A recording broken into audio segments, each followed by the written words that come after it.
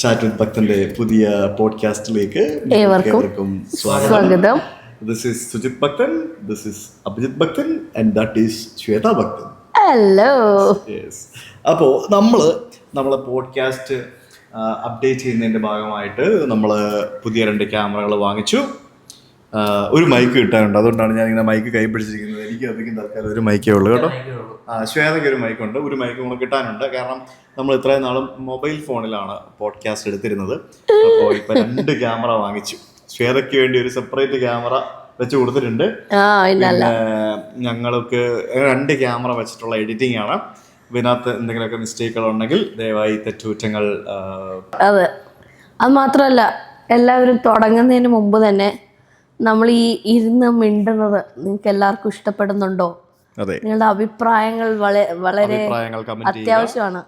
പിന്നെ നമ്മൾ പോഡ്കാസ്റ്റിൽ ഇടയ്ക്കിടയ്ക്ക് നമ്മൾ അതിഥികളായിട്ട് പുതിയ ആളുകളെ കൊണ്ടുവരുന്നതായിരിക്കും. അപ്പൊ ഇന്നത്തെ ഞങ്ങളുടെ ചാറ്റ് വിത്ത് ഭക്തൻ പോഡ്കാസ്റ്റിലെ അതിഥിയാണ് Shriman Abhijith Bhakthan. Welcome to our show. എൻ്റെ സഹോദരനാണ്. അപ്പോൾ ഇന്ന് നമ്മൾ നിങ്ങളോട് സംസാരിക്കാൻ പോകുന്നത് ട്രെയിനല്ല, നമ്മൾ ഇന്ന് സംസാരിക്കാൻ പോകുന്നത് സിവിക് സെൻസിനെ പറ്റിയാണ്. തീർച്ചയായും. അതായത് ഏറ്റവും വലിയ ഒരു പ്രശ്നമായിട്ട്, ഇന്ത്യക്കാരുടെ ഏറ്റവും വലിയൊരു പ്രശ്നമായിട്ട് കാണുന്ന ഒരു സംഭവമാണ് സിവിക് സെൻസ് എന്ന് പറയുന്നത്. നമുക്ക് സിവിക് സെൻസ് ഇല്ല എന്ന് നമ്മൾ തന്നെ പറയുകയും ചെയ്യും, നമ്മൾ തന്നെ വൃത്തിയിൽ കാണിക്കുകയും ചെയ്യും. പക്ഷെ സിവിക് സെൻസ് കൂടി പോയിട്ടും ഉണ്ട്, സാഹചര്യങ്ങളും ഉണ്ട്. അതെ, അത് ഓവറായി പോയിട്ട് പ്രശ്നങ്ങളായിട്ടും ഉണ്ട്. അതെ. അപ്പോൾ സിവിക് സെൻസിനെ പറ്റിയാണ് നമ്മൾ ഇന്ന് ബേസിക്കലി സംസാരിക്കാൻ പോകുന്നത്. സിവിക് സെൻസ് എന്ന് പറയുമ്പോഴത്തേക്കിനും സിമ്പിളായിട്ട് പറഞ്ഞു കഴിഞ്ഞാൽ നിസ്സാരമായിട്ടുള്ള കുറച്ച് എക്സാമ്പിളുകൾ ഞാൻ പറയാം. അതായത് ഇപ്പോൾ നമ്മൾ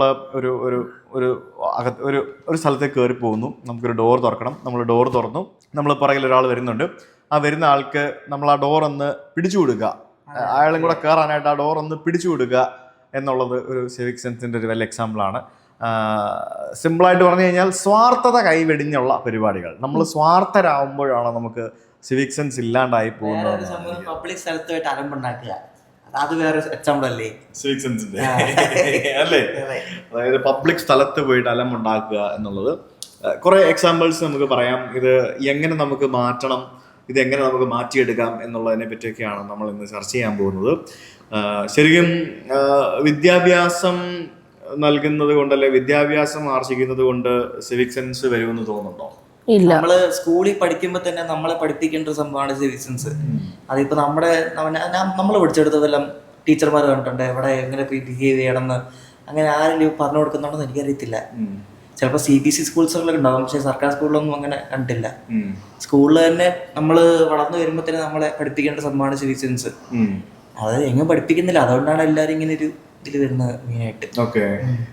എനിക്ക് തോന്നുന്നു ജപ്പാനിലൊക്കെ പോയി കഴിയുമ്പോഴത്തേക്കിനും അവിടുത്തെ സ്കൂളുകളിൽ കൃത്യനിഷ്ഠയുണ്ട്. അവരുടെ സ്കൂളുകളിൽ അവരുടെ സിലബസിന്റെ ഭാഗമാണ്. അതായത് സ്കൂളിൽ പോകുമ്പോൾ, നമ്മുടെ സ്കൂളിൽ പോകുമ്പോഴത്തേക്കിനും ആദ്യം നമ്മൾ സ്കൂൾ കുട്ടികളെ പഠിപ്പിക്കുന്നത് എന്താ, എഴുതാനും വായിക്കാനും പഠിപ്പിക്കും, കുറെ പോയംസ് പഠിപ്പിക്കും, ഡാൻസ് കളിക്കാൻ പഠിപ്പിക്കും, കളിക്കും, പിന്നെ അങ്ങനെയുള്ള ആക്ടിവിറ്റീസ്, ചിത്രം വരയ്ക്കുക എന്നുള്ളത് പോലെ തന്നെ ജപ്പാനിൽ മാത്രമല്ല പല രാജ്യങ്ങളിലും ഉണ്ട്. അങ്ങനെയുള്ള പല സ്ഥലങ്ങളിലും സ്കൂളിൽ പോയാൽ ആദ്യം പഠിപ്പിക്കുന്നത്, ഇപ്പം ഋഷിയുടെയൊക്കെ സ്കൂളിൽ പോട്ടി ട്രെയിനിങ് ഉണ്ടായിരുന്നു അല്ലേ? അപ്പൊ അതേപോലെ തന്നെ എങ്ങനെ വൃത്തിയായിട്ട് ടോയ്ലറ്റ് ഉപയോഗിക്കാം, എങ്ങനെ വൃത്തിയായിട്ട് ടോയ്ലറ്റ് ഉപയോഗിക്കണം ഒരു സ്കൂളിലും പഠിപ്പിക്കുമെന്ന് എനിക്ക് തോന്നുന്നില്ല. അതേപോലെ തന്നെ നമ്മൾ എങ്ങനെ വൃത്തിയായിട്ട് ടോയ്ലറ്റ് ഉപയോഗിച്ചതിന് ശേഷം അടുത്തതായിട്ട് ആ ടോയ്ലറ്റ് ഉപയോഗിക്കാൻ വരുന്ന ആൾക്ക് അത് എങ്ങനെ വൃത്തിയായിട്ട് വെച്ചു കൊടുക്കണം എന്നുള്ളതാണ് ഏറ്റവും വലിയ സംഭവം. അതായത് വൃത്തിയായിട്ട് ടോയ്ലറ്റ് ഉപയോഗിക്കുക പറയുമ്പോഴത്തേക്കിനും നമ്മൾ ടോയ്ലറ്റിൽ പോയിട്ട് കാര്യം വൃത്തിയായിട്ട് കഴുകുക എന്നുള്ളതല്ല, മാത്രമല്ല. തീർച്ചയായും അല്ലേ?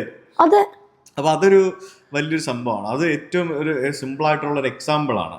ഇപ്പോൾ സിമ്പിളായിട്ട് ഇപ്പം ഇന്ത്യൻ റെയിൽവേയിലെ ടോയ്ലറ്റുകളുടെ അവസ്ഥ, ബേസിക്കലി പബ്ലിക് ടോയ്ലറ്റ്സ്, നമ്മൾ ഒരു സ്പെഷ്യലി ലേഡീസ് ടോയ്ലറ്റ് ആണ് ഞാൻ ഏറ്റവും വൃത്തികേടായിട്ട് കണ്ടിരിക്കുന്നത്. ജെൻസ് ടോയ്ലറ്റ്സിനെ കാട്ടി കൂടുതൽ വൃത്തികേടായിട്ടിരിക്കുന്ന ലേഡീസ് ടോയ്ലറ്റ്സ് ആണ്. ഇപ്പോൾ ലേഡീസ് ടോയ്ലറ്റ്സ് ഉപയോഗിക്കുന്ന ആൾക്ക് ഉപയോഗിക്കാൻ അത് കറക്റ്റ് രീതിയിൽ അറിയില്ലെങ്കിൽ we can help, you will get kind of infections. എന്തൊക്കെ നമുക്ക് അതിൽ നിന്ന് ഔട്ട്കംസ് വരും നമുക്ക് പറയാൻ പറ്റൂല. വി നെവർ നോ, ഇല്ലേ? ഇപ്പോൾ കഴിഞ്ഞ ദിവസം നമ്മൾ എവിടെയാ പോയതാണോ, ഏതോ ഒരു ടോൾ പ്ലാസ, നമ്മുടെ കേരളത്തിൽ തന്നെയാണ്, ടോൾ പ്ലാസേൻ്റെ കഴിഞ്ഞുള്ള ബാത്റൂം പുതിയ അവിടെ പണിതേ ഉള്ളൂ ആ ബാത്റൂം കണ്ടാലറിയാം. പക്ഷെ അത് വൃത്തികേടായിട്ട് കിടക്കുക. പക്ഷെ they have try to maintain the cleanliness. പക്ഷേ ഈ വരന്ന് ഉപയോഗിക്കുന്ന ആൾക്കാർക്ക് അത് ഉപയോഗിക്കാൻ അറിയത്തില്ലെങ്കിൽ നമ്മൾ കാണുന്ന കാഴ്ച പറയാൻ പോലും അറപ്പ് തോന്നിക്കുന്ന കാര്യങ്ങളായിരിക്കും. അതായത് യു മീൻ കാര്യം സഹിച്ച് വെള്ളം ഒഴിക്കാത്ത കൊണ്ടുള്ള നാറ്റമോ മറ്റോ ആണോ? ദാറ്റ് ഈസ് എൻ നാറ്റമൊക്കെ നമുക്ക് പിന്നെ സഹിക്കാം, ഒന്ന് ഛർദ്ദിച്ച് പോത്തേ ഉള്ളൂ. That is not the thing. But when you see things with your eyes that you are not suppose to see, for example. Okay, anyway നമ്മൾ എന്തായാലും പറയാറുണ്ടല്ലോ. സോ വാട്ട്, സോ ഞാൻ ആ വീഡിയോയിൽ പറഞ്ഞ പോലെ തന്നെ ഞാൻ ആ പാഡ് ഇങ്ങനെ കുത്തിത്തിരുകി ക്ലോസറ്റിന്റെ പിടിയിൽ, യൂസ്ഡ് പാഡ് ക്ലോസറ്റിന്റെ ടാങ്കിന്റെ ബാക്ക് സൈഡിൽ ഇങ്ങനെ കുത്തിത്തിരികി വെച്ചിട്ടുണ്ട്. There are dustbins. Why don't you use a dustbin? അപ്പൊ ഈ ഇവര് യൂസ് ചെയ്ത പാഡ് അവിടെ കുത്തിത്തിരികി വെച്ചതിന്റെ ഉദ്ദേശം എന്താണ്? ആരത് വന്ന് ക്ലീൻ ചെയ്യണം? എന്താണ് അവർ ചെയ്യുന്നവർ ഉദ്ദേശിക്കുന്നത് അല്ലേ? അതെ, അത് ആര് ക്ലീൻ ചെയ്യണം? അതെന്താ ഉദ്ദേശിക്കുന്നത്? ക്ലീൻ ചെയ്യാൻ വരുന്ന വ്യക്തിക്ക് ഒരു ഇതില്ലേ, ഒരു ഡീസൻസി, അല്ലെങ്കിൽ അവർക്ക് ഒരു ഇതില്ലേ? അവർക്കും ഇല്ലേ അവരുടേതായിട്ടുള്ള സംഭവങ്ങള്? മനുഷ്യരല്ലേ? നിനക്ക് ചെയ്യാൻ പറ്റാത്ത കാര്യം അവൻ ചെയ്യാൻ മറ്റൊരാൾ ചെയ്യണമെന്ന് വിചാരിക്കാൻ പറ്റുമോ? ഇല്ല അല്ലേ? ട്രെയിൻ ഇപ്പം ഒരു യാത്ര തുടങ്ങുകയാണെങ്കിൽ അവര് മെയിൻലി വൃത്തിയാക്കി വെക്കും. വൃത്തിയാക്കി വെച്ച് കഴിഞ്ഞാൽ യാത്രക്കാർ കയറുമ്പോഴും കേരളത്തിലൊന്നും വലിയ പ്രശ്നമില്ല. എന്നാലും കേരളത്തിന് പുറത്തോട്ടൊക്കെ പോകുമ്പോൾ നമ്മൾ ഈ ടോയ്ലറ്റ് യൂസ് ചെയ്ത് ഇവരെന്ത് ചെയ്യുന്നറിയോ, ഈ ഈ കുട്ടികളുടെ അമ്മമാരൊക്കെ ഉണ്ടല്ലോ, ഇപ്പം ഇവർ ഈ ഡയപ്പർ ഉണ്ട് അവിടെ എഴുതി വെച്ചിട്ടുണ്ട് മെയിനായിട്ട്. നമ്മളകത്ത് കയറുമ്പോൾ ഡയപ്പർ അങ്ങനത്തെ സംഭവങ്ങൾ എന്തെങ്കിലും ഉണ്ടെങ്കിൽ ഇതിനകത്ത് ഇടരുത്, ഇതൊരു ബയോ ടോയ്ലറ്റാണ്, ഇടരുന്ന രണ്ടൊക്കെ അക്ഷരത്തിൽ എഴുതി വെച്ചിട്ടുണ്ട്. പക്ഷെ എന്നാലും കേൾക്കുന്നില്ല, അതുകൊണ്ട് ഇടും. അപ്പോൾ ഈ കൊണ്ടിട്ട് താഴെ ബ്ലോക്കായി കിടക്കുമല്ലോ. അപ്പോൾ അടുത്ത ആൾ വന്ന് യൂസ് ചെയ്യുമ്പോഴേക്കും ഇതിങ്ങനെ വെള്ളം നിറഞ്ഞു വരും. വെള്ളം നിറഞ്ഞു വന്ന് ഇതിങ്ങനെ കെട്ടിക്കിടക്കും, അതിനകത്ത് ഫുള്ള് വെള്ളമാവും. പിന്നെ അത് അവർ തിരിച്ച് അവിടെ ഡെസ്റ്റിനേഷൻ ചെന്നിട്ട് അവരത് ക്ലീൻ ചെയ്ത് ശരിയാക്കണം. അതെങ്ങനെ കിടക്കും അങ്ങനെ. പിന്നെ നമ്മൾ ഈ ട്രെയിനിൻ്റെ ഭക്ഷണമൊക്കെ കഴിച്ചിട്ട് ഈ വാഷ് ബേസിൻ ഉണ്ടല്ലോ, വാഷ് ബേസിനകത്ത് കൊണ്ട് ഈ വേസ്റ്റ് എല്ലാം കൊണ്ട് ഇടും. Food waste. എന്നാ അതിന്റെ തൊട്ട് താഴെ വേസ്റ്റ് പിന്നെ ഉണ്ട്, അത് അതിനകത്ത് ഇടും, അത് ചെയ്യത്തില്ല. ഇതിനകത്തോണ്ടിടും, എന്നിട്ട് വെള്ളം ഒഴിക്കുമ്പോൾ അത് ബ്ലോക്ക് ആകെ കിടന്ന് ഇങ്ങനെ വെള്ളം ഒഴിക്കൊണ്ടിരിക്കും. അത് താഴെ വേസ്റ്റ് വേണ്ട അവിടെ ഇടുന്നത്, അത് ചെയ്യത്തില്ല. പിന്നെ ഈ ടോയ്ലറ്റ് യൂസ് ചെയ്ത് താഴെ എല്ലാം വെള്ളമാക്കി ഇടും. നമ്മൾ കയറുമ്പോൾ തന്നെ എല്ലാം എഴുതി വെച്ചിട്ടുണ്ട്, എന്നാൽ ആരും നോക്കത്തില്ല. നീ ഒരു വീഡിയോ കണ്ടിട്ടില്ലേ?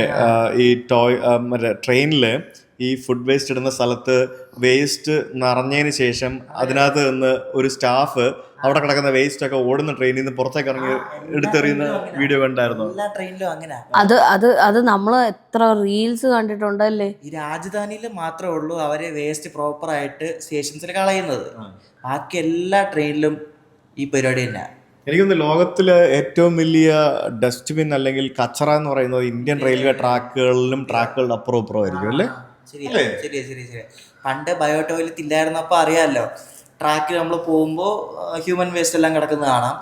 പക്ഷെ ഇപ്പം ബയോ ടോയ്ലറ്റ് ഉണ്ടെങ്കിലും നീ എന്തോ പറയുന്നേ? ഈ ബയോ ടോയ്ലറ്റ് ഈ ട്രാക്കിലേക്ക് ഹ്യൂമൻ വേസ്റ്റ് പോകുന്നത് യൂറോപ്പിൽ വരെ ഉണ്ട്. ഞാൻ ബൾഗേറിയയിലൊക്കെ ട്രെയിനിൽ പോയപ്പോഴത്തേക്കിനും അവിടെ ഈ സാധനം താഴേക്കാ പോകുന്നത്. ശ്രീലങ്ക പോയപ്പോ കണ്ടതാ. നമ്മുടെ ഇന്ത്യ ആ കാര്യത്തിൽ ഫാർ ബെറ്റർ ആയിട്ടുണ്ട്. അതൊരു പ്രശ്നമുണ്ട്. അതെന്താ മെയിൻറ്റെയിൻ ചെയ്യാൻ അറിയാത്തത് അവർക്കല്ല, മെയിൻ്റെനൻസ് യൂസ് ചെയ്യുന്ന ആൾക്കാർക്കാണത്. പിന്നെ നീ പറഞ്ഞതിലൊരു മിസ്റ്റേക്ക് ഉണ്ട്. വന്ദേ ഭാരതിനകത്ത് ഈ പരിപാടി നടക്കുകയല്ല. അത് നടന്ന പിന്നെ വിവാദമാവും, പിന്നെ പ്രശ്നമാവും. അല്ല, അത് മാത്രമല്ല, ഇതിനകത്ത് നടക്കത്തില്ല എന്ന് ഞാൻ പറയാൻ കാരണം അതിന്റെ ഡോർ തുറക്കാൻ പറ്റില്ലല്ലോ. അല്ലേ? അപ്പൊ അതുകൊണ്ട് എല്ലാ ട്രെയിനുകളും ഡോർ തുറക്കാൻ പറ്റാത്ത രീതിയിൽ ഇത് ട്രെയിനിലേക്ക് പോകുന്നു. ഇത് പറ്റില്ല. നമുക്ക് സിവിക് സെൻസിലേക്ക് വരണം. ഫുൾ അല്ല, നമുക്ക് ഏറ്റവും കൂടുതൽ സിവിക് സെൻസിന്റെ എക്സാമ്പിൾ കാണിക്കാൻ സാധിക്കുന്നത് എനിക്ക് തോന്നുന്നു ഇന്ത്യൻ റെയിൽവേയിലാണ്. അല്ലേ? സ്വാർത്ഥത. അതായത് സ്വാർത്ഥതയാണ് ഇതിനകത്ത് ഏറ്റവും വലിയൊരു ഫാക്ടർ എന്ന് പറയുന്നത്. അതായത് എല്ലാം ഞാൻ തന്നെ വേണമെന്നുള്ളൂ. ഇപ്പൊ നമ്മൾ റോഡിലേക്ക് ഇറങ്ങിക്കഴിഞ്ഞാൽ ഇതിനകത്ത് കുറച്ച് എക്സാമ്പിൾസ് പറയാൻ സാധിക്കുന്നത്. ഇത് ഞാനൊന്നും ചെയ്യുന്നില്ല എന്നല്ല പറയുന്നത്. നമ്മളെല്ലാവരും അറിഞ്ഞോ അറിയാതെയോ നമ്മളാരും നല്ല ആൾക്കാരല്ല, ഓഫ് കോഴ്സ്, അല്ലേ? എല്ലാവരും അറിയാണ്ട് ചെയ്യുന്നുണ്ട്. അതെ, ഓരോ കാര്യത്തിലും നമ്മൾ സൈഡ് കൊടുക്കാറുന്നില്ല. വണ്ടി എടുക്കുമ്പോഴേക്കും നമ്മളായാലും സൈഡ് കൊടുക്കുക എന്നുള്ളതിലുപരിയായിട്ട് ഇപ്പൊ നമ്മളൊരു യു ടേണിൽ നിൽക്കുകയാണ്. അതായത് നമ്മൾ യു ടേണിൽ നിൽക്കുകയാണ്. അപ്പൊ എതിരെ വരുന്ന ഒരു വണ്ടിക്കാരൻ നമ്മൾ യൂ ടേണിൽ തിരിയാൻ പോകുന്നത് കാണുമ്പോഴത്തേക്കിനും അവൻ സ്പീഡ് കൂട്ടും, കയറ്റി വെക്കും. ഞങ്ങളുടെ വീണ്ടും മുമ്പ് സ്ഥിരമുള്ള പരിപാടിയാണ് ഇത്. സ്പീഡ് കൂട്ടും. അതായത് നമ്മൾ ഒരാൾ യൂ ടേൺ എടുക്കാൻ നിൽക്കുമ്പോഴത്തേക്കിനും അയാൾ യൂ ടേൺ എടുക്കാൻ വേണ്ടി നമ്മൾ നിർത്തി കൊടുക്കുക എന്നുള്ളൊരു പരിപാടി നമുക്ക് അറിയില്ല. അപ്പൊ ഇതേ സാധനം ഞാനാണ് വരുന്നെന്നുണ്ടെങ്കിൽ ഞാൻ സ്പീഡ് കൂട്ടും. റൗണ്ട് ബോട്ടിൽ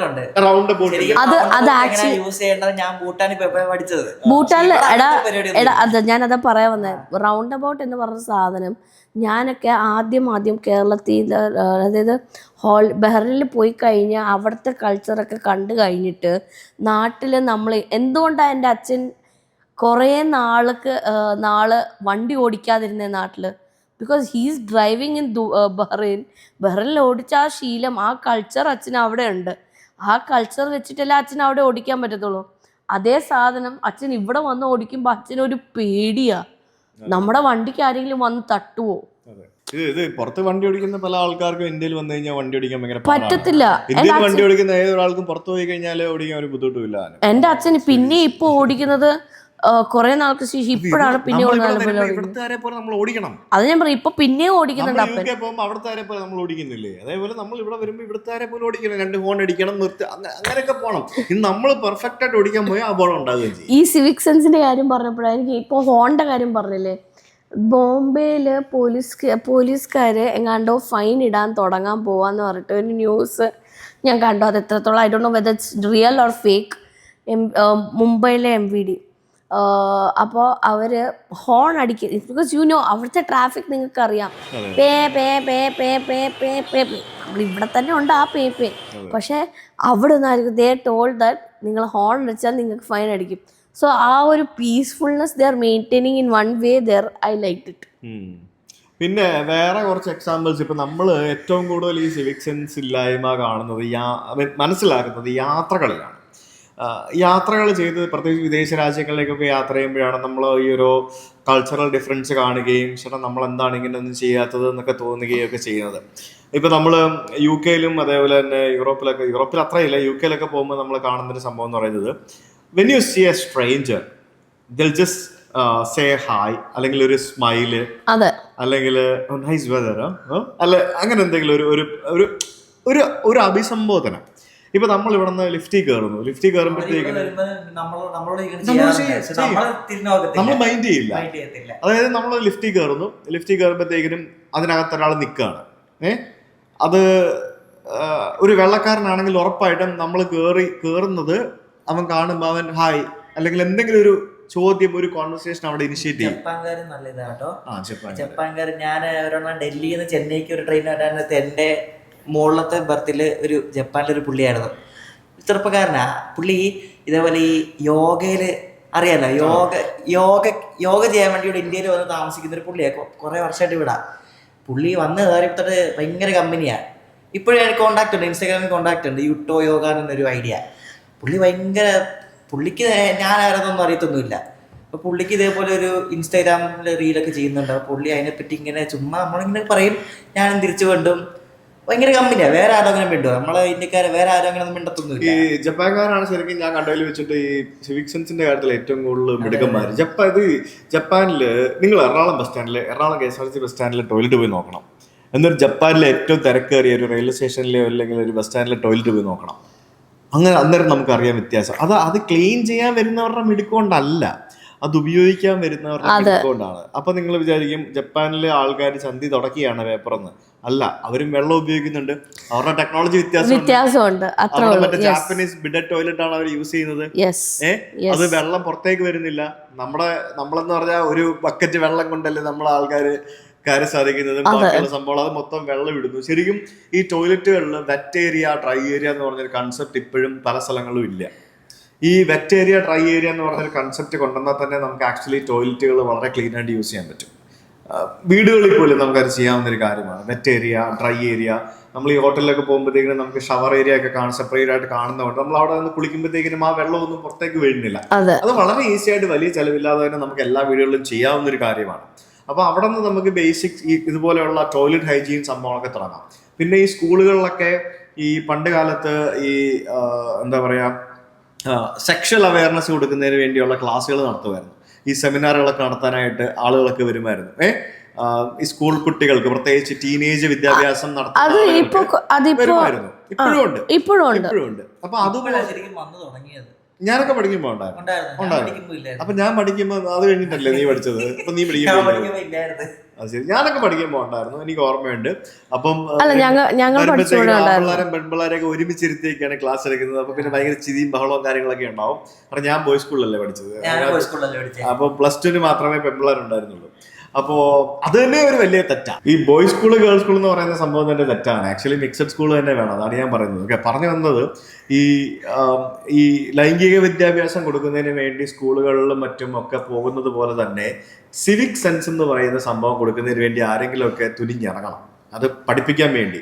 ഈ സിവിക് സെൻസിന്റെ ഒരു ഭാഗമായിട്ട് തന്നെ നമുക്ക് വേണമെങ്കിൽ ഈ ഇന്റർനെറ്റ് എങ്ങനെ ഉപയോഗിക്കണം, സോഷ്യൽ മീഡിയ എങ്ങനെ ഉപയോഗിക്കണം എന്നൊക്കെയുള്ള ക്ലാസ്സുകളൊക്കെ കുട്ടികൾക്ക് എടുത്തു തുടങ്ങണം പലതും. അതെനിക്ക് നമ്മുടെ പോലീസുകാരോടാണ്, അതല്ലെങ്കിൽ സൈബർ സെല്ലുകാരോടാണ് എനിക്ക് കൂടുതലും പറയാനുള്ളത്. ആ ക്ലാസ് അവർക്കേ എടുക്കാൻ പറ്റത്തുള്ളൂ. Because they can teach more thing to the kids. Specially ഒരു 2ാം ക്ലാസ് 3ാം ക്ലാസ് മുതലുള്ള പിള്ളേർക്ക്, 3ാം ക്ലാസ് വരെ പോട്ടെ വേണ്ടാന്ന് വെക്കാം, but 4 years onwards kids are starting using phones. അപ്പോൾ അവർക്ക് ആ സമയത്ത് കുറച്ചുകൂടി നമുക്ക് ഈ സാറുമാരെ ക്ലാസ് എടുത്താൽ it be very good thing, നമുക്ക് പറയാൻ പറ്റും, ഇല്ലേ? ശരിയാണ്. ഇപ്പൊ നമ്മളൊക്കെ സ്കൂളിൽ നിന്ന് തുടങ്ങണം. ഇപ്പൊ നമ്മള് ചെറുപ്പത്തിൽ പഠിക്കുന്ന പല സംഭവങ്ങളും നമ്മൾ മറക്കില്ല, അല്ലെ? നമ്മള് ഓർത്തിരിക്കും. നമ്മൾ പല കാര്യങ്ങളും നമ്മൾ ഞാൻ പറയാറുണ്ട്, ചെറുപ്പത്തില് ഋഷീനെ നമ്മൾ രാവിലെയും രാത്രിയിലും പല്ല് തേപ്പിക്കണം എന്നുള്ളത്. അത് നമ്മൾ ചെറുപ്പത്തിലെ ശീലിപ്പിച്ച് തുടങ്ങി കഴിഞ്ഞാൽ he will do it himself. അവൻ വലുതാവുമ്പോഴേ അവൻ അത് ഫോളോ ചെയ്യും കൃത്യമായിട്ട്. അപ്പോൾ പല കാര്യങ്ങളും ഇപ്പം പോട്ടി ട്രെയിനിങ് ഇപ്പം നമ്മൾ വളരെ ചെറുപ്പത്തിൽ തന്നെ നമ്മൾ കൊടുത്തു തുടങ്ങുന്നു. പല ആളുകളും നമ്മൾ കൊടുക്കുന്നതിനെക്കാട്ടി അടിപൊളിയായിട്ടാണ് സ്കൂളിൽ പഠിപ്പിക്കുന്നത്. എല്ലാ സ്കൂളുകളിൽ അങ്ങനെ ചെയ്തൊന്നും വരില്ല. സ്കൂളുകളിൽ പഠിപ്പിക്കുന്നു. അങ്ങനെയുള്ള പല സംഭവങ്ങളും ചെറുപ്പത്തിൽ നമ്മൾ വൃത്തിക്ക് പഠിപ്പിക്കുകയാണെങ്കിൽ ശരിക്കും ഇപ്പൊ ഈ സിവിക് സെൻസ് എന്ന് പറയുന്നത് സ്കൂളിൽ നിന്ന് മാത്രമല്ല വീടുകളിൽ നിന്നും കൂടെ നമ്മൾ ഇനിഷ്യേറ്റീവ് എടുത്ത് പഠിപ്പിച്ചാൽ മാത്രമേ ഇത് ഈസി ആയിട്ട് മുന്നോട്ട് പോകും. ഇനി വേറൊരു എക്സാമ്പിൾ പറയാം. നമ്മളൊരു ഹോട്ടലിൽ പോയി താമസിക്കുന്നു, നമ്മളൊരു ബ്രേക്ക്ഫാസ്റ്റ് കഴിക്കാൻ പോകുന്നു, അല്ലെ എന്തെങ്കിലും ഒരു ഫുഡ് കഴിക്കാൻ പോകുന്നു. അപ്പോൾ നമ്മൾ ബൊഫയാണ്. ഈ ബൊഫയിൽ ഇപ്പം ഞാനും അബിയും കൂടെയാണ്. ഞാൻ ഫുഡ് എടുക്കാൻ വേണ്ടി നിൽക്കുകയാണ് പ്ലേറ്റും പിടിച്ചുകൊണ്ട്. അപ്പോൾ എൻ്റെ പുറകിൽ അബി നിൽപ്പുണ്ട്. അപ്പോൾ അവിടെ ആകെ ഒരു 3 പൂരി ഇരിപ്പുണ്ട്. അപ്പം എനിക്ക് പൂരിയാണ് വേണ്ടത്. അപ്പം ഞാൻ എന്ത് ചെയ്തു, എനിക്കിനിയിപ്പോൾ ഞാൻ 3 പൂരി ഉള്ളു. അപ്പം ഞാൻ ആ 3 പൂരി എടുത്തു. എൻ്റെ പുറകിലുള്ള ആളുണ്ടെന്ന് ഞാൻ നോക്കുന്നേ ഇല്ല. ആ 3 പൂരി ഞാനിങ്ങനെ എടുത്തു. പക്ഷെ അതേ അറ്റ് ദ സെയിം ടൈം എനിക്ക് അറിയാം എൻ്റെ പുറകിൽ നിൽക്കുന്നവനും പൂരി എടുക്കാൻ വേണ്ടി നിൽക്കുകയാണെന്ന് എനിക്കറിയാം. പക്ഷെ ഞാനത് മൈൻഡ് ചെയ്യത്തില്ല. ഞാൻ അവിടെ സ്വാർത്ഥനാവും. ഞാൻ ആ 3 പൂരി മാത്രം എടുത്ത് എൻ്റെ പ്ലേറ്റിലിട്ടിട്ട് കറി എടുത്തിട്ടിട്ട് ഞാൻ പോകും. ശരിക്കും അവിടെ ഒന്ന് ആലോചിച്ച് നോക്കിയാൽ ഞാൻ ഒരു പൂരിയാണ് എടുക്കുന്നത്. നേരെ മറിച്ച് എൻ്റെ പുറകെ വരുന്ന ഒരാൾക്കും കൂടി ഒരു പൂരി എടുക്കാനായിട്ട് ഞാനവിടെ വെച്ച് കൊടുക്കുകയാണെങ്കിൽ അത് ഞാൻ കാണിക്കുന്ന ഏറ്റവും വലിയൊരു മാന്യതയായിരിക്കും. കാരണം പൂരി എന്തായാലും ബൊഫയിൽ റീഫില്ലാവും.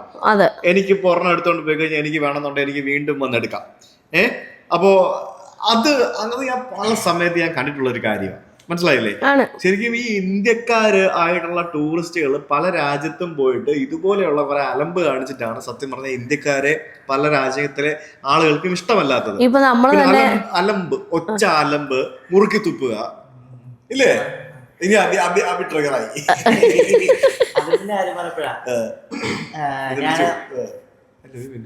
മൈക്ക് ഇങ്ങനെ കറങ്ങി തിരിഞ്ഞു പോവാണല്ലോ. ഇത് ഇങ്ങനെയായിരുന്നു സംഭവം. പിടിച്ചു. സോറി. ഇവിടെ തമിഴ്നാട്ടിലെ മധുരയെ പോകാൻ നേരത്തെ നമ്മുടെ അമൃത എക്സ്പ്രസിനാണ് പോകുന്നത്. വർക്ക് ചെയ്യുന്നുണ്ടല്ലോ അല്ലേ? തിരിയാതെ വഴിയാണ് പച്ച ഭാഗം മേളി വരണം. ഓക്കെ. അപ്പോൾ ഈ അമൃത എക്സ്പ്രസിന് പോകാൻ നേരത്ത് രാവിലെ ഒരു 6 മണി സമയത്തെ ഭയങ്കര പാട്ടും ബഹളമൊക്കെ. നമ്മൾ സ്ലീപ്പറിൽ യാത്ര ചെയ്യുന്നത് ഭയങ്കര പാട്ടും സിനിമാ പാട്ടും ബഹളമൊക്കെ.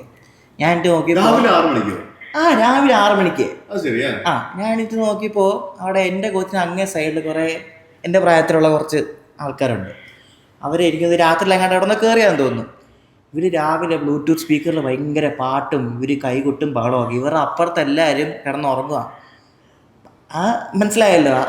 അങ്ങനത്തെ ഒരു ഇതാ. അപ്പം എന്നിട്ട് ഇവർ ഭയങ്കര പാട്ടും ബഹളം. ഇവർ അവർ നോക്കുന്നൊന്നുമില്ല, ആര് കിടന്നുറങ്ങുക നോക്കുന്നൊന്നുമില്ല. അപ്പോൾ ഇവർ കിടക്കുന്ന ആൾക്കാരൊക്കെ വെറുവെറുക്കുന്നുണ്ട്, ഇവർക്ക് ചെന്ന് പറയണമെന്നുണ്ട്, പക്ഷെ ഇവരാരൊന്നും പറയുന്നുമില്ല.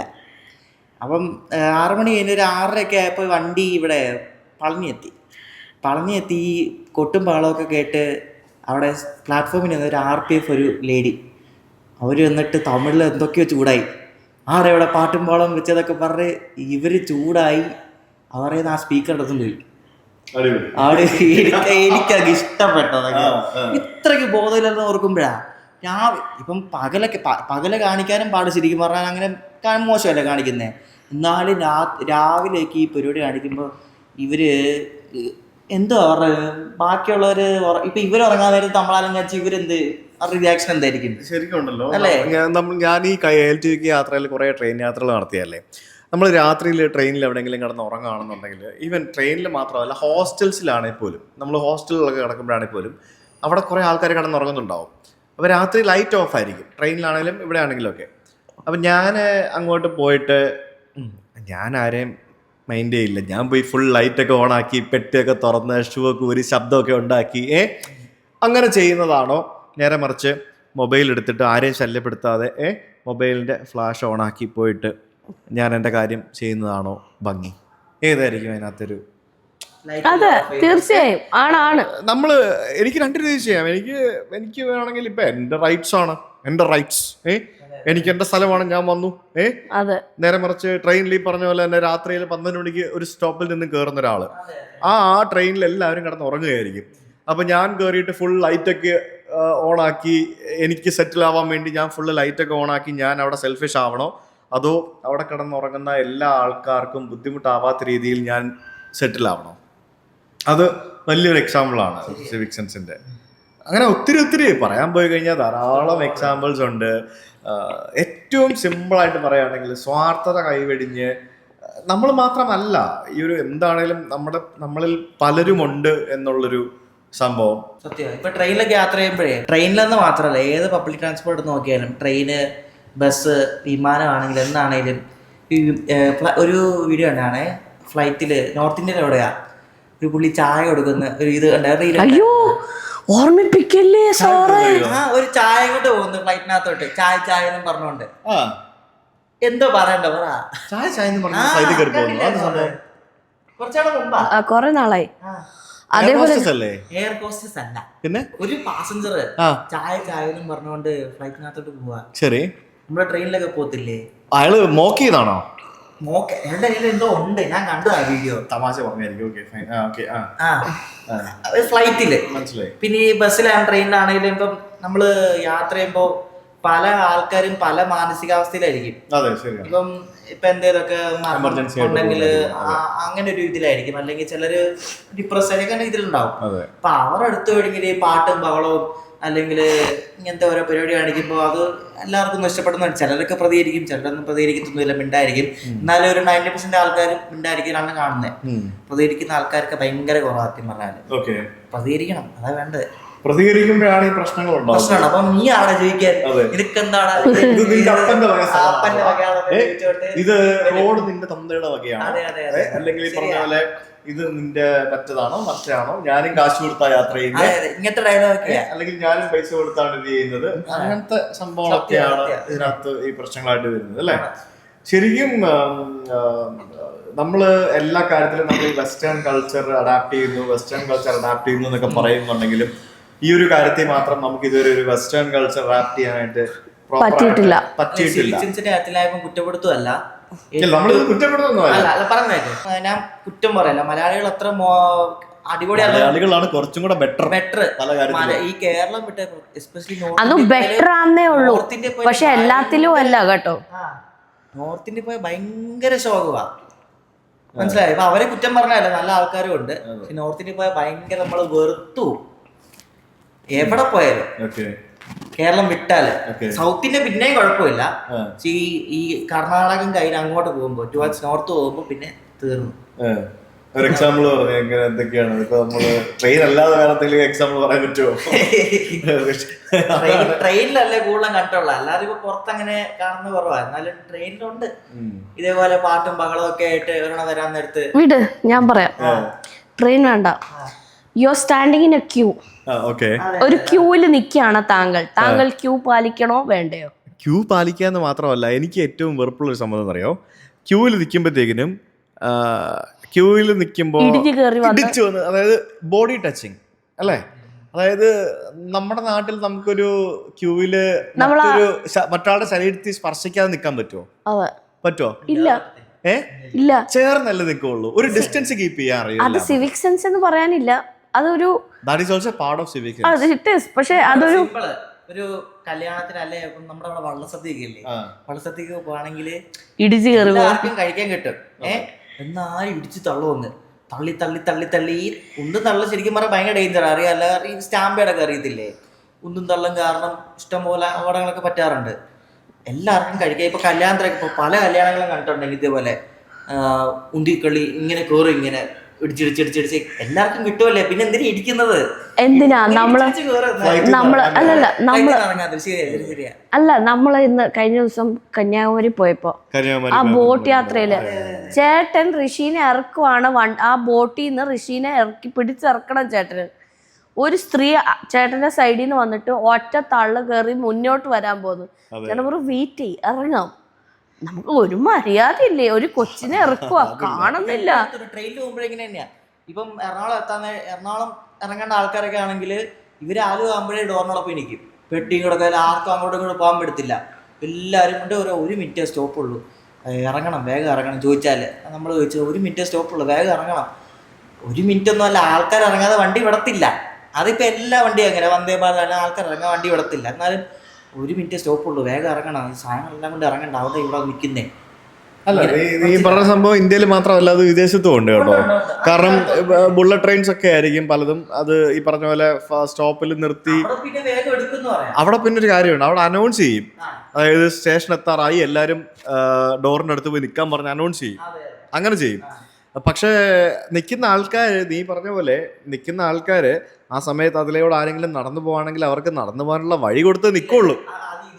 ഇവിടെ അത് ചെയ്യില്ല, ഇവിടെ അത് പറ്റില്ല. അതാണ് നമ്മുടെ വ്യത്യാസം. പിന്നെ വഴി അടച്ച് അത് പറഞ്ഞ പോലെ ലിഫ്റ്റ് കയറാൻ നിൽക്കുക, പുറത്തുനിന്ന് ആൾ ഇറങ്ങിയാലല്ലേ നമുക്ക് ഉള്ളിൽ കയറി നിൽക്കാൻ പറ്റത്തുള്ളൂ. അത് പറ്റില്ല, അത് പറ്റത്തില്ല. ശരിക്കും മെട്രോയിൽ കയറാനും ഇറങ്ങാനും ഒരു രീതിയുണ്ട്. അതായത് എല്ലാ രാജ്യത്തും കോമൺ ആയിട്ടുള്ള രീതിയാണ്. അതായത് ഈ മെട്രോയിൽ നിന്നും ഇറങ്ങുന്ന ആൾക്കാര്, അതായത് നമ്മൾ സൈഡിൽ വേണം, അതായത് മെട്രോയിൽ നിന്നും ഇറങ്ങുന്ന ആൾക്കാർ നടുക്കൂടെ ഇറങ്ങുകയും അകത്തേക്ക് കയറുന്ന ആൾക്കാര് ഈ ഡോറിന്റെ ഇരുവശങ്ങളും കൂടെ ചേർന്ന് അകത്തോട്ട് കയറുകയുമാണ് ചെയ്യുന്നത്. അപ്പം എപ്പോഴും അകത്തുള്ള ആൾക്കാർക്ക് ഇറങ്ങി കഴിഞ്ഞിട്ട് വേണം നമ്മൾ കയറാനായിട്ട്. നമ്മൾ കയറിയില്ലെങ്കിൽ അടുത്ത ട്രെയിൻ വരും. പക്ഷെ അകത്തുള്ള ആൾക്കാർ ഇറങ്ങിയില്ലെങ്കിൽ അവർ അടുത്ത സ്റ്റേഷനിൽ പോയിട്ട് ഇറങ്ങിയിട്ട് തിരിച്ചു വരണം അടുത്ത ട്രെയിൻ എടുത്ത്. അത് നമ്മൾ മനസ്സിലാക്കുന്നില്ല. അത് ഒട്ടും സെയിം വേ. ഇപ്പൊ ലിഫ്റ്റിന്റെ കാര്യത്തിലാണെങ്കിലും അതേപോലെ തന്നെയല്ലേ. ഇപ്പൊ ബാക്കിൽ നിൽക്കുന്ന ആളായിരിക്കും, നിന്റെ മുന്നിൽ ആൾക്കാർ അയാളെ പിന്നിലായി പോയതായിരിക്കും. ഞാനും ശ്വേതയും കൂടെ ലിഫ്റ്റ് കയറാൻ വേണ്ടി ഇവിടെ 2 മിനിറ്റ് ആയിട്ട് നിൽക്കുക. അപ്പൊ മേളിൽ നിന്ന് ലിഫ്റ്റ് താഴെ വന്നു. അപ്പൊ അകത്തുള്ള ആൾക്കാരൊക്കെ ഇറങ്ങി തിരിഞ്ഞതിന് മുമ്പ് നമ്മുടെ പുറകെ നിന്ന് 5 പേരായിരിക്കും ആദ്യം പോയി കയറുന്നത്, ഇടിച്ചു. സത്യം. എന്നിട്ട് അവര് പോകുന്നത് വേറെ കൊണ്ടലുമായിരിക്കും, ചിലപ്പോൾ താഴേക്കായിരിക്കും. പിന്നെ ലിഫ്റ്റ് പ്രസ് ചെയ്യുമ്പം ഞെക്കാൻ അറിയാത്തത്, താഴേക്ക് പോകണമെങ്കിൽ താഴേക്കുള്ള ആരോ പ്രസ് ചെയ്യണം, മുകളിലേക്ക് പോകണമെങ്കിൽ മുകളിലേക്കുള്ള അതൊക്കെ പോട്ടെ എന്ന് പറയാം. ഞാൻ അതല്ല പറഞ്ഞു, ഞാൻ സിവിക് സെൻസ് എന്ന് പറഞ്ഞ ടോപ്പിക്കില് നമ്മളിപ്പോ ആലോചിക്കേണ്ടത്, നമ്മൾ ഒരാൾ പുറത്തുനിന്ന് ഇറങ്ങി വന്നാലല്ലേ നമുക്ക് ഇതിന്റെ ഉള്ളിൽ നിൽക്കാൻ സ്ഥലം ഉണ്ടാവുള്ളൂ. അത്രയും ചിന്തിച്ചാ പോരെ. ശരിയാണ്. അത് മാത്രല്ല, നമ്മൾ നിൽക്കുമ്പോ ലിഫ്റ്റില് ഒരാള് നിങ്ങളോട് ഒന്ന് നീങ്ങാൻ പറയുമ്പോ ഒന്ന് നീങ്ങിത്തരാ, അല്ലാതെ കുത്തിയപ്പോലെ ഞാൻ ഇവിടെ തന്നെ നിൽക്കത്തുള്ളൂ എന്ന് പറഞ്ഞിട്ട് നിന്നാ പറ്റുമോ? ഇല്ല. Just that is what I am asking, is it correct or not? ഇപ്പൊ നമ്മള് കയറി ആൾക്കാരെ നമ്മൾ പുറകെ ആയിപ്പോയി. നമുക്ക് പക്ഷെ ഇറങ്ങേണ്ട സമയം വന്നു, നമുക്ക് ഇറങ്ങണം. അപ്പൊ നമുക്ക് മുന്നിൽ തന്നെ നിൽക്കാൻ പറ്റത്തില്ല. എനിക്ക് ആദ്യം ഇറങ്ങണമെന്ന് പറഞ്ഞിട്ട് മുന്നിൽ തന്നെ നിൽക്കാൻ പറ്റത്തില്ല. ആൾക്കാർ കയറി വരുമ്പോ നിൽക്കാനുള്ള സ്ഥലം അനുസരിച്ച് വേണം നമ്മൾ ചെയ്യാൻ. സിമ്പിൾ ആയിട്ട് ഏറ്റവും കൂടുതലായിട്ട് ഞാൻ കാണുന്ന ഒരു സംഭവമാണ്, ഞാൻ ശ്രദ്ധിച്ചിട്ടുള്ള കാര്യം, പ്രത്യേകിച്ച് സെൻട്രൽ സ്ക്വയറിലൊക്കെ പോകുമ്പോൾ ഞാൻ ശ്രദ്ധിച്ചിട്ടുള്ളൊരു കാര്യമാണ്. ഹോസ്പിറ്റൽസിലും കണ്ടിട്ടുണ്ട്. ഈ ലിഫ്റ്റ് എന്ന് പറയുന്നത് ഹോസ്പിറ്റൽസിലും ഷോപ്പിംഗ് മോളിലും ഒക്കെ ബേസിക്കലി ഷോപ്പിംഗ് മോളുകളിലൊക്കെ നമുക്ക് എസ്കലേറ്റേഴ്സ് ഉണ്ട്. ഏതാ മറ്റേ അതെ, എസ്കലേറ്റർ ഉണ്ട്, മനസ്സിലായി. എലിവേറ്റർ യൂസ് ചെയ്യണം നിർബന്ധമില്ല. ഈ ലിഫ്റ്റിന്റെ അവിടെ പ്രത്യേകം എഴുതി വെച്ചിട്ടുണ്ടാവും ഡിസേബിൾഡ് ആൾക്കാർ, ഫിസിക്കലി ചലഞ്ചഡ് ആയിട്ടുള്ള ആൾക്കാർ, പിന്നെ വീൽ ചെയർ ഉള്ള ആൾക്കാർ, സ്ട്രോളറുമായിട്ട് വരുന്ന ആൾക്കാർ, അങ്ങനെയുള്ള ആൾക്കാർക്കൊക്കെ പ്രയോറിറ്റി എന്നും പറഞ്ഞുണ്ട്. യെസ്. എന്നാലും ഇതൊന്നും ഇപ്പൊ നമ്മളൊക്കെ പണ്ട് സ്ട്രോളറായിട്ട് ലുലുലൊക്കെ പോകുമ്പോഴത്തേക്കും നമ്മൾ സ്ട്രോളറായിട്ട് അവിടെ നിൽക്കും.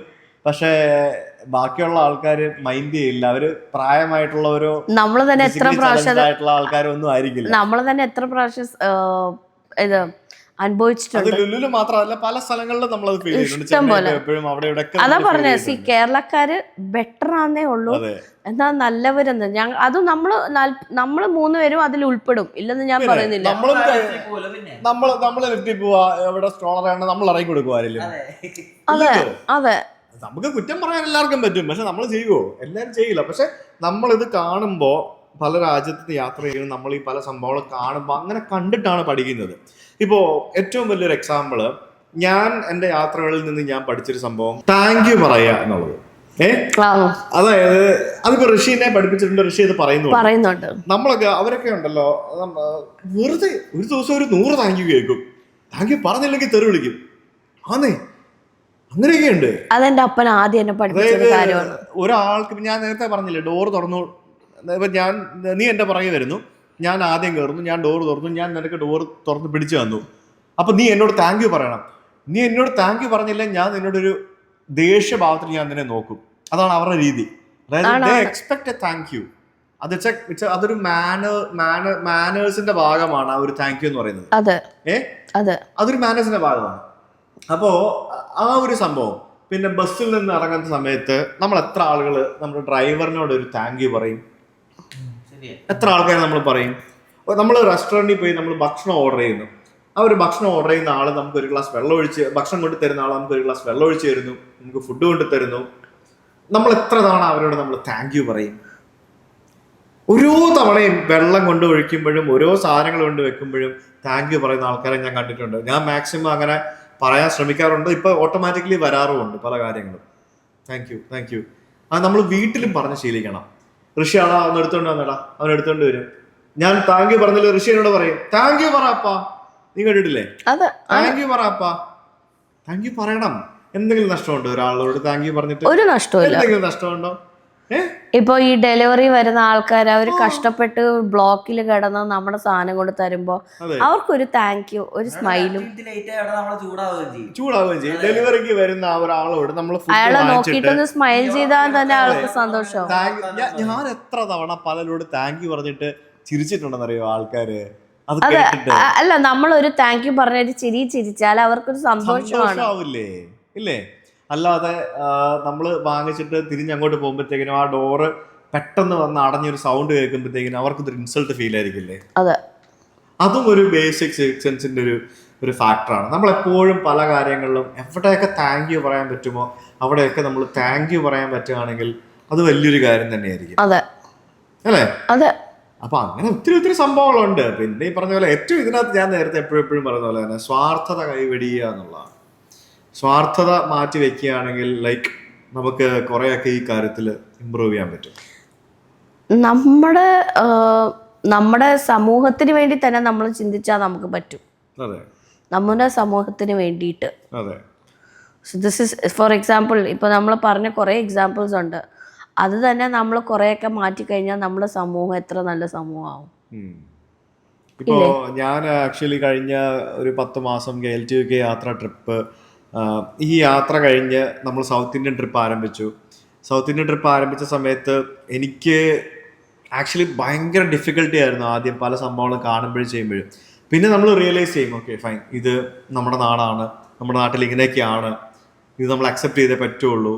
നമുക്കത് ഒരു ഓവർനൈറ്റ് കൊണ്ട് നമുക്ക് ചേഞ്ച് ചെയ്യാൻ പറ്റുന്ന കാര്യമല്ല, ഒട്ടും പറ്റത്തില്ല. പക്ഷെ നമുക്ക് ഗ്രാജുവലി ചേഞ്ച് ചെയ്യാൻ പറ്റും.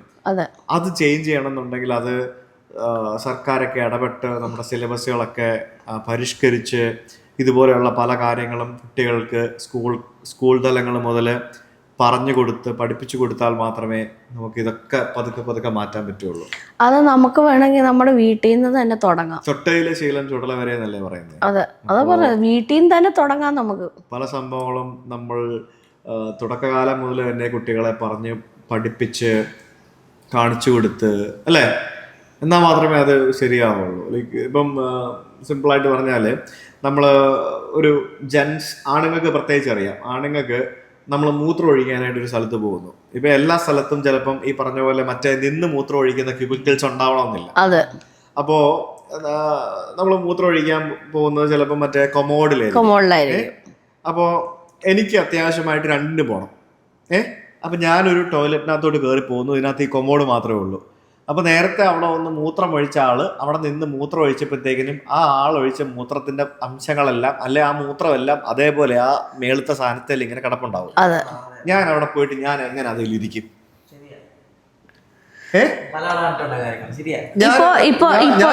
എന്ത് ചെയ്യും? അപ്പൊ നമ്മൾ ആ ജെറ്റ് എടുത്തിട്ട് ആ വെള്ളം തെറിപ്പിച്ച് കളയണം.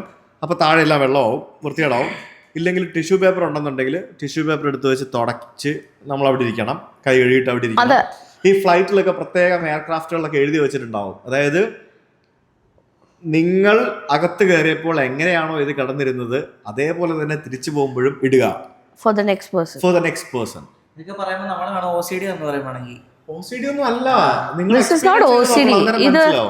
ഞാനൊരു കാര്യം പറയട്ടെ, കഴിഞ്ഞ ദിവസം ഞാനൊരു വീഡിയോ കണ്ടതാ. അപ്പോൾ ഞാൻ ആ വീഡിയോ കണ്ടപ്പോൾ എനിക്ക് തോന്നിയൊരു കാര്യം, ആ വീഡിയോയിൽ ആ ചെറുക്കൻ പറയുന്നത് എത്രത്തോളം സത്യമാണ്. ഇപ്പോൾ ഒരാണ് വിചാരിച്ചാൽ വേറൊരു കൂടെയുള്ള ആൾക്കോ ഇല്ലെങ്കിൽ ഹൂവർ ഇസ് ദ പേഴ്സൺ, അവരുടെ അച്ഛനമ്മ ആര് വേണമെങ്കിലും പിള്ളേർക്കാണെങ്കിലും ഇപ്പൊ നിങ്ങൾക്ക് ആ സീറ്റ് കവർ പൊക്കിയിട്ട് മുള്ളിയാല്, നിങ്ങൾ മുള്ളുന്ന രീതിയിൽ തന്നെ മുള്ളിയാല്, കളിക്കാതെ മുള്ളുന്ന രീതി മുള്ളി കഴിഞ്ഞാല് ഒരു പ്രശ്നവും ഇല്ല, ആർക്കും ഒരു പ്രശ്നവും വരുത്തൂല്ല. That person will be rid of infections. ഇപ്പൊ നമ്മുടെ നാട്ടില്, അതായത് നമ്മുടെ ഇന്ത്യയിൽ തന്നെ എത്ര പേർക്ക് യൂറിനറി ഇൻഫെക്ഷൻ ഉണ്ടാവും. If you take a count of that, probably we will be blown away with the number. ഒരു ഹോസ്പിറ്റലിൽ എത്ര കേസ് ആയിരിക്കും യൂറിനറി ഇൻഫെക്ഷന്റെ വരുന്നത്. അതെ, നമ്മളായിട്ട് തന്നെ അത് സൂക്ഷിച്ചെടുക്കുക. എനിക്ക് ഓർമ്മയുണ്ട്, ഇന്ത്യ ട്രിപ്പ് INB ട്രിപ്പിന്റെ സമയത്ത് എനിക്ക് എത്ര പ്രാവശ്യം UTI വന്നിട്ടുണ്ട്. പറ. വെള്ളം കുടിക്കാനായിട്ട് മാത്രമല്ല, വൃത്തിഹീനമായിട്ടുള്ള ടോയ്ലറ്റുകൾ ഉപയോഗിക്കുമ്പോഴും അത്തരത്തിൽ സംഭവിക്കാം.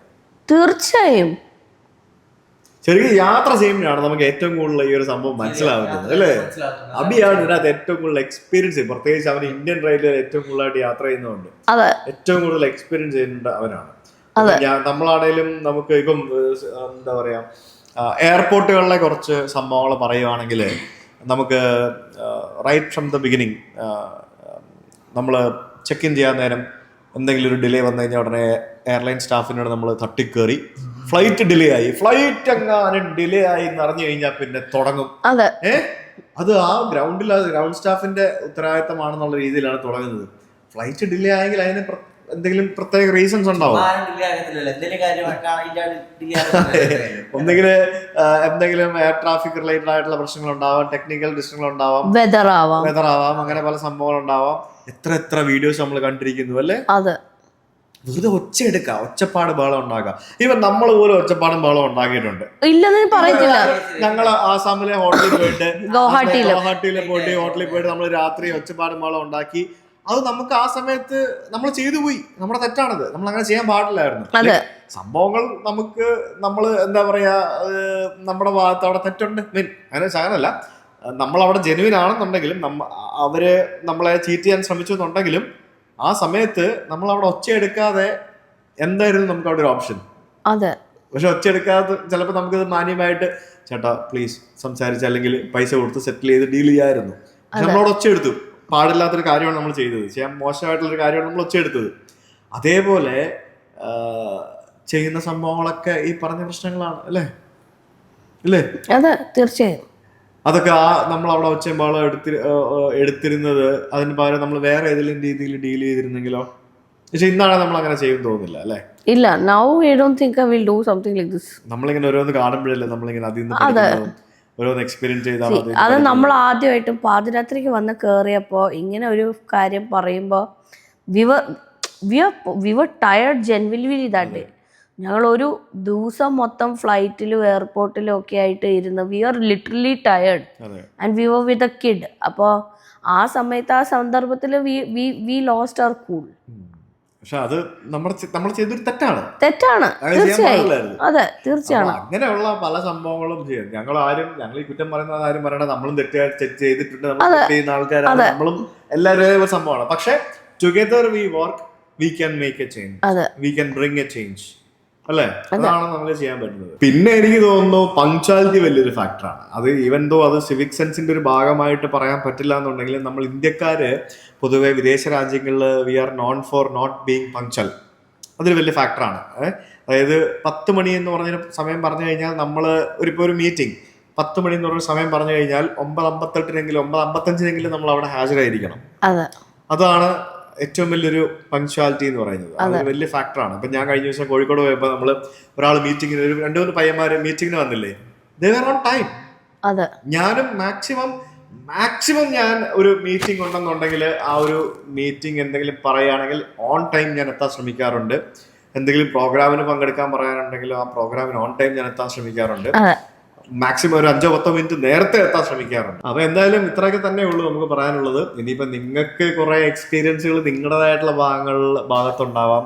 ഇത് കണ്ടതും കേട്ടതുമായിട്ടുള്ള ആൾക്കാർക്ക് എന്തെങ്കിലുമൊക്കെ പറയാനുണ്ടെന്നുണ്ടെങ്കിൽ നമ്മുടെ യൂട്യൂബ് ചാനലിൽ കയറി കമന്റ് ചെയ്യുക. നിങ്ങൾക്ക് എന്താണ് ആഡ് ചെയ്യാൻ പറ്റുന്നത്, എങ്ങനെയാണ് നമുക്ക് സിവിക് സെൻസ് ഇംപ്രൂവ് ചെയ്യാൻ സാധിക്കുന്നത്, എന്തൊക്കെ കാര്യങ്ങൾ നമുക്ക് ഇതിനകത്ത് നമ്മുടെ സൊസൈറ്റിക്ക് വേണ്ടി ചെയ്യാം എന്നുള്ളതൊക്കെ നമുക്ക് എല്ലാവർക്കും കൂടെ ചിന്തിച്ച് വർക്കൗട്ട് ചെയ്ത് നല്ല രീതിയിൽ നമുക്കൊരു മാറ്റം നമുക്ക് മുന്നോട്ട് കൊണ്ടുവരാം. എന്തായാലും thank you so much for watching and listening this small podcast. ഇന്നത്തെ ഈ ഒരു വീഡിയോ കണ്ടതിനും കേട്ടതിന് ശേഷം ഒരു 10 പേരോടെങ്കിലും എന്തെങ്കിലുമൊക്കെ കാര്യത്തിൽ ഒരു താങ്ക് യു പറഞ്ഞു നോക്കുക. നിങ്ങൾ അവരുടെ മുഖത്തുണ്ടാവുന്ന ഒരു സന്തോഷം, ഒരു ഹാപ്പിനെസ് നമുക്ക് കിട്ടുമെന്ന് നോക്കാം അല്ലേ? സത്യം. എന്തായാലും thank you guys. Thank you.